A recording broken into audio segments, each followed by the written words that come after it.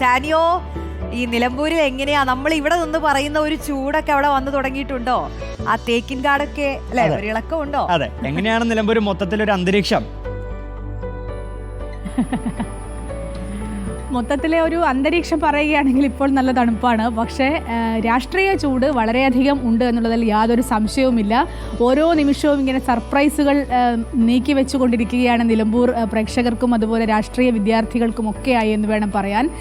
ഇന്നിപ്പോൾ അൻവറിൻ്റെ വാർത്താ സമ്മേളനമുണ്ട്, അതുപോലെ NDAയുടെ സ്ഥാനാർത്ഥി പ്രഖ്യാപനം ഉണ്ടായേക്കും. അങ്ങനെയൊക്കെയാണ് ഇവിടുത്തെ ഒരു കാര്യങ്ങൾ. പക്ഷേ മഴ നന്നായി പെയ്യുന്നുണ്ട്, നല്ല തണുപ്പാണ്. അതുകൊണ്ട് തന്നെ ഈ തെരഞ്ഞെടുപ്പ് പ്രചാരണങ്ങളെയൊക്കെ അത് ബാധിക്കുമോ എന്നുള്ള ആശങ്കയിലുമാണ് മുന്നണികൾ.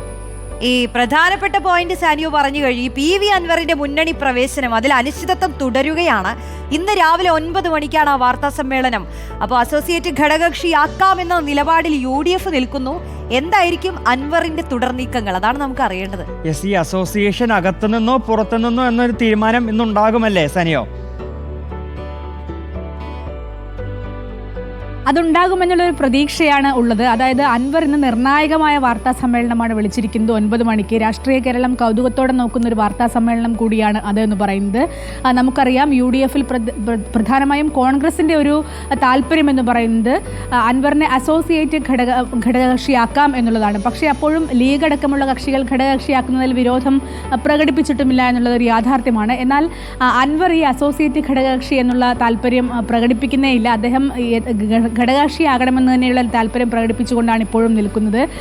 ഈ ആര്യാടൻ ഷൗക്കത്തിനെതിരെ അടക്കം വലിയ തരത്തിൽ എതിർത്ത് സംസാരിക്കുന്ന ഒരു സാഹചര്യം ഉണ്ടായതുകൊണ്ട് കോൺഗ്രസിൽ തന്നെ 2 വിഭാഗം ആളുകളുണ്ട് എന്നുള്ളതാണ്. സ്ഥാനാർത്ഥിയെ ഇത്തരത്തിൽ അപകീർത്തിപ്പെടുത്തുന്ന ഒരാളെ മുന്നണിയിൽ എടുക്കേണ്ടതുണ്ടോ എന്നൊരാളും, മറിച്ച് പിണറായിക്കെതിരെ വലിയ കലാപക്കൊടി ഉയർത്തി രാജിവെച്ച ഒരാളെ ഉടൻ തന്നെ എടുക്കണമെന്നുള്ള തരത്തിലുള്ള ആലോചനയുള്ള ഒരാളും ഒക്കെ ഉണ്ട് UDFൽ. ഇത്തരത്തിൽ 2 ഘടകങ്ങളായിട്ടാണ് UDF പ്രധാനമായും നേതാക്കളൊക്കെ നിൽക്കുന്നത്. ഇന്നലെ നമ്മൾ കണ്ടതാണ് അൻവറിനോട് അടുത്തു നിൽക്കുന്ന DCC പ്രസിഡന്റ് K പ്രവീൺകുമാർ അടക്കമുള്ള ആളുകൾ വന്ന് ചർച്ച നടത്തുകയും അത്തരത്തിൽ ഇന്നലെ ലീഗുമായി തന്നെ 2 ചർച്ചകൾ നടക്കുന്നു. അതുതന്നെ പ്രധാനപ്പെട്ട 2 ചർച്ചകളായിരുന്നു. ഇത്തരത്തിൽ എല്ലാ തരത്തിലും നീക്കുപോക്കുകൾക്ക് ശ്രമം നടക്കുമ്പോഴും അൻവറിന്റെ മുന്നണി പ്രവേശനം ഇപ്പോഴും ഒരു കീറാമുട്ടിയായി തന്നെ മുൻപിൽ നിൽക്കുകയാണ്. ആ സമയത്താണ് കാരണം ഇന്നലെ ലീഗുമായി 2 ചർച്ചകൾ നടന്നു. ആ ചർച്ചകൾക്ക് ശേഷമാണ് അൻവർ കുറച്ച് മയപ്പെട്ടത്. മാത്രമല്ല അൻവർ UDFിലേക്ക് വരണമെന്നതിൽ ലീഗിനും കുറച്ചൊരു ഒരു സാഹചര്യം ഉണ്ടല്ലേ? സാഹചര്യം എന്ന് ഉദ്ദേശിച്ച ഒരു അനുകൂലമായൊരു കാഴ്ചപ്പാട്. അതെ, ലീഗിന് അതിൽ അനുകൂലമായ കാഴ്ചപ്പാടുണ്ട് എന്നുള്ളതാണ് ലീഗ് നേതാക്കളുടെയൊക്കെ പുറത്തുള്ള പ്രതികരണങ്ങളിൽ നിന്ന് നമുക്ക് മനസ്സിലാക്കാനാവുന്നത്. കാരണം ഇന്നലെ കുഞ്ഞാലിക്കുട്ടിയുമായും അബ്ദുൾ വഹാബുമായും നടന്ന ചർച്ചയിൽ അതിനുശേഷമാണ് ഇടഞ്ഞു നിൽക്കുന്ന അൻവർ ഒന്നും മയപ്പെട്ടത് എന്ന് തന്നെ പറയേണ്ടി വരും. കാരണം നമുക്കറിയാവുന്ന പോലെ അൻവർ പിണറായി പക്ഷത്ത് നിൽക്കുമ്പോൾ അല്ലെങ്കിൽ LDF പക്ഷത്ത് നിൽക്കുന്ന സമയത്ത് കുഞ്ഞാലിക്കുട്ടിയൊക്കെ രൂക്ഷമായി വിമർശിച്ചെങ്കിൽ കൂടിയും പിന്നീട് പിണറായിക്കെതിരെ സംസാരിച്ചുകൊണ്ട് LDFനെതിരെ സംസാരിച്ചുകൊണ്ട് അതിൽ നിന്ന് രാജിവെച്ചപ്പോൾ ഏറ്റവും കൂടുതൽ അതിനെ സ്വാഗതം ചെയ്തത് ലീഗ് തന്നെയാണ് എന്നുള്ളതാണ്. അങ്ങനെ നോക്കുമ്പോൾ ഇന്നലത്തെ 2 ചർച്ചകളും ഗുണപരമായിരുന്നു എന്ന് തന്നെ വേണം മനസ്സിലാക്കാൻ. കാരണം അൻവർ ചില നീക്കുപോക്കുകൾക്കൊക്കെ തയ്യാറായത് തന്നെ ഇന്നലത്തെ 2 ചർച്ചകൾക്കും ശേഷമാണ്. ഏതായാലും കോൺഗ്രസിലെ ഒരു വിഭാഗവും ആത്മാർത്ഥമായി ശ്രമിക്കുന്നുണ്ട് എന്നതിൽ യാതൊരു സംശയവുമില്ല. എന്ത് തന്നെയായാലും ഇന്ന് 9 മണിക്കായിരിക്കും അൻവറിൻ്റെ ഒരു നിർണായകമായ വാർത്താ സമ്മേളനം. അതിനുശേഷം മത്സരിക്കണോ വേണ്ടയോ അല്ലെങ്കിൽ അസോസിയേറ്റ് ഘടകകക്ഷിയായി തുടരാൻ താല്പര്യമുണ്ടോ തുടങ്ങിയ കാര്യങ്ങളിലൊക്കെ അദ്ദേഹം ഒരു തീരുമാനം പറയുമെന്ന് തന്നെയാണ് മനസ്സിലാക്കുന്നത്. ഏതായാലും സ്ഥാനാർത്ഥിയായ ആര്യാടൻ ഷൗക്കത്തിനെ കുറിച്ച് അദ്ദേഹം എന്തു പറയുമെന്നുള്ളതും ഈ വാർത്താ സമ്മേളനത്തിൽ എന്തു പറയുമെന്നുള്ളതും കൗതുകകരം തന്നെയായിരിക്കും. ഓക്കെ, ഇതിപ്പോ ഈ അൻവർ വിവാദത്തിൽ UDFൽ ആശങ്കയുണ്ടോ എന്ന് നമുക്കപ്പോ ചോദിക്കുന്നതിൽ ഒരു പ്രസക്തി ഉണ്ടോ സാനിയോ? അതേസമയം തന്നെ ഈ ആര്യാടൻ ഷൗക്കത്ത് ഒരു പുറത്ത് പ്രചാരണമൊക്കെ ഊർജിതമായി തുടങ്ങിയല്ലേ? അതെ, ആര്യാടൻ ഷൗക്കത്ത് കഴിഞ്ഞ ദിവസം ആര്യാടൻ മുഹമ്മദിന്റെ ഖബറിടത്തിൽ നിന്ന് തുടങ്ങിയ പ്രചാരണം ഇപ്പോൾ സജീവമായി വീടുകൾ കയറിയുള്ള പ്രചാരണമാണ് നടക്കുന്നത്. നമുക്കറിയാം നല്ല മഴയൊക്കെയാണ് നിലമ്പൂരിൽ. പക്ഷേ അപ്പോഴും പ്രചാരണ പരിപാടികൾക്ക് യാതൊരു തടസ്സവും നേരിടാതെ വലിയ തരത്തിലുള്ള പ്രചാരണ പരിപാടികൾക്കാണ് ആര്യാടൻ ഷൗക്കത്തിന്റെ നേതൃത്വത്തിൽ മുന്നോട്ട് പോകുന്നത്. ഇന്നിപ്പോൾ കോഴിക്കോട് പോയി കാന്തപുരം അബൂബക്കർ മുസ്ലിയാരെയൊക്കെ കാണുന്നുണ്ട്. അതൊക്കെ ഒരു രാഷ്ട്രീയ നീക്കത്തിന്റെ ഭാഗം തന്നെയാണ്. ഏതായാലും UDFൽ സ്ഥാനാർത്ഥിയെ സംബന്ധിച്ചോ പ്രചാരണം ഏത് തരത്തിലേക്ക് പോകുമെന്നതിനെ സംബന്ധിച്ചോ ഇപ്പോൾ ആശയക്കുഴപ്പം ആശയക്കുഴപ്പങ്ങളൊന്നുമില്ല, അതിൽ ആശങ്കയുമില്ല എന്നുള്ളതാണ്. പക്ഷേ അപ്പോഴും UDF തലവേദനയാവുന്നത് ഈ അൻവറിൻ്റെ കാര്യം തന്നെയാണെന്നുള്ളതിൽ യാതൊരു സംശയവുമില്ല. പക്ഷേ തന്നെ ഇദ്ദേഹം, അതായത് അൻവർ തന്നെ എതിർത്ത് സംസാരിക്കുകയും ആ കാര്യങ്ങളൊക്കെ ആര്യടൻ ഷൗക്കത്തിന് മുൻപിലും ഉണ്ടാകുമെന്നുള്ളത് സ്വാഭാവികമായി നമുക്കറിയാം. അപകീർത്തിപ്പെടുത്തി സംസാരിക്കുന്ന തരത്തിലേക്കടക്കം കാര്യങ്ങൾ പോയിരുന്നു.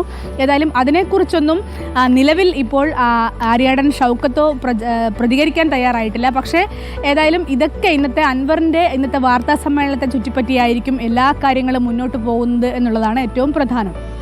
യെസ്, അങ്ങനെ ഒരു വശത്ത് ഇങ്ങനെ UDF ഇങ്ങനെ പ്രചാരണം കൊഴുപ്പിച്ചുകൊണ്ടിരിക്കുമ്പോൾ LDFും BDJSും ഇനിയും സ്ഥാനാർത്ഥിയെ പ്രഖ്യാപിച്ചിട്ടില്ല അല്ലേ? ഈ LDF ഏതൊക്കെ പേരുകളിലേക്കാണ് വരാൻ സാധ്യത, സനിയോ? നമ്മൾ കഴിഞ്ഞ ദിവസങ്ങളിലൊക്കെ പറയുന്ന പേരുകൾ തന്നെയാണ്. ജില്ലാ പഞ്ചായത്ത് അംഗം ഷെറോണ റോയ്, അതുപോലെ തോമസ് മാത്യു, അതുപോലെ DYFIയുടെ ജില്ലാ പ്രസിഡന്റായിട്ടുള്ള P ഷബീർ. ഈ പേരുകൾക്കപ്പുറത്തേക്ക് ഒരു സർപ്രൈസ് സ്ഥാനാർത്ഥിയെ കൊണ്ടുവരാൻ LDF ശ്രമിക്കുമെന്ന് നമ്മളും കരുതുന്നില്ല. ഈ 3 പേരുകളിൽ തന്നെയായിരിക്കും ചർച്ച. ഏതായാലും UDFിൻ്റെ പ്രചാരണം ഒരു മുഴം മുൻപിലേക്ക് എത്തുമ്പോഴും LDFന് സ്ഥാനാർത്ഥിയില്ല എന്നുള്ളത് നമുക്കൊക്കെ ഒരു ചോദ്യത്തിനൊരു വിഷയമാകുമ്പോഴും LDF അതിന് പറയുന്ന മറുപടി എന്ന് പറഞ്ഞാൽ, ഞങ്ങൾ വളരെ മുൻപ് തന്നെ പ്രചാരണം തുടങ്ങിക്കഴിഞ്ഞതാണ്. ഈ സംസ്ഥാന സെക്രട്ടേറിയറ്റ് അംഗങ്ങളുടെയും സംസ്ഥാന സമിതി അംഗങ്ങളുടെയും ഒക്കെ നേതൃത്വത്തിൽ ഓരോ പഞ്ചായത്ത് കേന്ദ്രീകരിച്ചുകൊണ്ട്, അതായത് ഒരു പഞ്ചായത്തിൽ 3 സംസ്ഥാന സമിതി അംഗങ്ങൾക്ക് ചുമതല നൽകിക്കൊണ്ട് വളരെയധികം കൃത്യനിഷ്ഠയോടുകൂടി അല്ലെങ്കിൽ വളരെയധികം ചിട്ടയോടുകൂടി എല്ലാ പ്രവൃത്തികളും മുന്നോട്ട് പോകുന്നുണ്ട്. ഇനി സ്ഥാനാർത്ഥി വന്നാൽ മാത്രം മതി, ഗ്രൗണ്ടൊക്കെ ഓക്കെയാണെന്നാണ് പറയുന്നത്.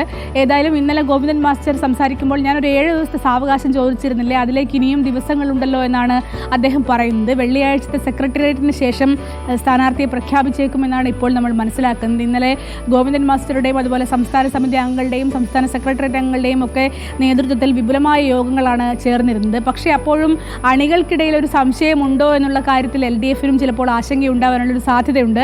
ഏതായാലും ഈ പരിഗണനയിലുള്ള 3 സ്ഥാനാർത്ഥികളും അങ്ങേയറ്റം ജനകീയരാണ് എന്നത് തന്നെയാണ് ഇപ്പോൾ LDFനെ സംബന്ധിച്ചിടത്തോളം ഒരു പോസിറ്റീവായി നിൽക്കുന്നത്. ഷെറോണ റോയി ആണെങ്കിലും അവർ മലയോര മേഖലകളിൽ എടക്കര ഭാഗത്തൊക്കെ വളരെയധികം വോട്ടുകൾ, ക്രിസ്ത്യൻ വോട്ടുകൾ പിടിച്ചുകൊണ്ടാണ് അവർ ജില്ലാ പഞ്ചായത്തിലേക്ക് എത്തുന്നത്. ഷബീർ ആണെങ്കിൽ നമ്മൾ കണ്ടതാണ് പ്രളയ സമയത്തടക്കം വലിയ തരത്തിലുള്ള പ്രവർത്തനങ്ങൾ നടത്തുന്നത്. അതുപോലെ തന്നെയാണ് തോമസ് മാത്യു. അദ്ദേഹം ഒരുപാട് കാലമായി നിലമ്പൂരിലുള്ളയാളാണ്, അത്തരത്തിൽ വളരെയധികം ഇടപെട്ട് പ്രവർത്തിക്കുന്നയാളാണ്. ഈ 3 പേരുടെയും പേരുകളെ സംബന്ധിച്ചിടത്തോളം LDFന് ആശയക്കുഴപ്പമൊന്നുമില്ല എന്നുള്ളതാണ്. ഏതായാലും ഒരു സ്ഥാനാർത്ഥിയെ പ്രഖ്യാപിക്കുക എന്നത് സ്വാഭാവികമായും വേണ്ട നടപടിയാണ്. അത് വെള്ളിയാഴ്ച നടക്കുമെന്നാണ് നമ്മൾ കരുതുന്നത്. ഓക്കെ സനിയോ, മറ്റൊരു കാര്യം കൂടി ചോദിക്കുകയാണ്. ഇപ്പൊ ഇന്ന് വിഷു ബമ്പർ നറുക്കെടുപ്പാണ്. എന്താണ് പ്രതീക്ഷകൾ? ലോട്ടറിയൊക്കെ എടുത്തിരുന്നോ? ലോട്ടറി എടുക്കുന്ന ശീലം പണ്ടേ ഇല്ല, വിഷു ബമ്പറും എടുത്തിട്ടില്ല. നേരത്തെ ഹെഡ്ലൈൻ വായിക്കുമ്പോൾ കേട്ടു പാലക്കാടാണ് കൂടുതൽ ടിക്കറ്റുകൾ വിറ്റുപോയിരിക്കുന്നത്. പാലക്കാട് എല്ലാവരും വലിയ പ്രതീക്ഷയോടെ കാത്തിരിക്കുകയാണെന്ന് തോന്നുന്നു. പാലക്കാട് എടുക്കുന്ന ടിക്കറ്റിന് സമ്മാനം അടിച്ചേക്കാമെന്നുള്ളൊരു പ്രതീക്ഷയുണ്ടെന്ന് തോന്നുന്നു. അപ്പൊ അതാണ് ലോട്ടറിയുടെ കാര്യം. ഈ നിലമ്പൂർ ആർക്ക് ലോട്ടറി അടിക്കും എന്നുള്ളത് നമുക്ക് നോക്കി കാണാം. നിലമ്പൂർ നമ്മൾ വിശദമായി തന്നെ നോക്കിയല്ലേ. നിലമ്പൂർ ബമ്പർ ജൂൺ 23 അറിയാം. അപ്പൊ ശരി സാനിയോ, നമുക്ക് കൂടുതൽ വാർത്തകളുമായി നിലമ്പൂരിൽ നിന്ന് ഓരോ നിമിഷവും കാണാം. ഞങ്ങളുടെ വലിയൊരു ടീം തന്നെ നിലമ്പൂരിൽ അങ്ങ് ചെന്ന് അല്ലെ വാർത്തകൾക്കായി അങ്ങ് സജ്ജമായി നിൽക്കുന്നുണ്ട്.